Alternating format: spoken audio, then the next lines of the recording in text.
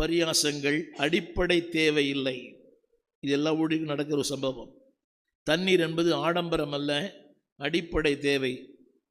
55 ஆண்டுகளாக இந்த ஊழியத்தில் இருக்கிறேன். எத்தனையோ ஊழியர்களுக்கு அடிப்படை தேவையே இல்லை.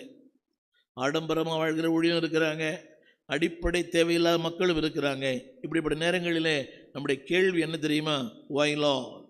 அடிக்கடி இந்த அதிகாரத்தில் வருது, ஏன் ஏன் ஏன்.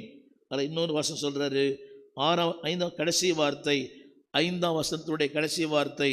எல்லா ஊழியர்களும் வாயிலிருந்து படிங்க. அப்படிப்பட்ட நிலையிலும் ஜனங்களுக்கு முன்னே உன்னைத்தான் நான் நிறுத்துகிறேன். ஆங்கிலத்தில் யூ ஆர் ஓவர் தெம். இல்லை சொல்லுங்கள், அவர்களுக்கு முன்னே.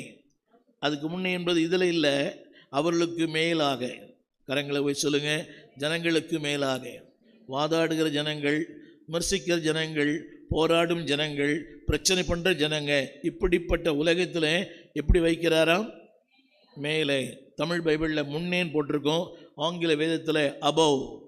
என்னை கேட்டுக்கொண்டிருக்கிற ஊழியர்களே, ஒருவேளை ஏழ்மை இருக்கலாம், வறுமை இருக்கலாம், இல்லாமல் இருக்கலாம், எதுவும் இருக்கலாம். இப்படிப்பட்ட உலகத்தில் அதே ஜனங்களுக்கு முன்பாகவே உங்களை கர்த்தர் உயர்த்துவார். அந்த வார்த்தை படிக்கிறேன், கேளுங்க. ஜனங்களுக்கு முன்னே. ஆமீன். ஜனங்களுக்கு முன்னே. கரங்களை உயர்த்தி ஆமீன் சொல்லுங்க. என் பின்னால் போய் உட்காந்துங்க. நீங்கள் இருக்கிறதே கொஞ்சம் பேர், அது முன்னாலேயா? ரைட். இப்போ நான் முன்னேன்னு சொன்னேன். முன்னேன்னு சொன்னால் அவர் பின்னே போகிறார். சபைகளோட பாருங்களேன், இந்த முன்னால் உட்கார்றதுக்கு யாரும் விரும்புகிறதே இல்லை.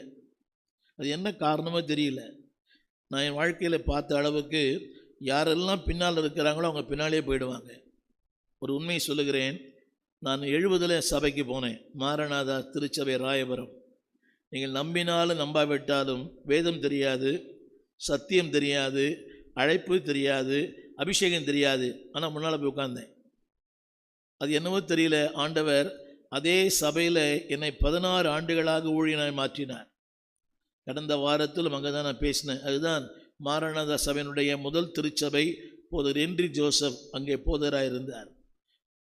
அந்த சபைக்கு போகும்போதே நான் முன்னால் தான் உட்காந்தேன்.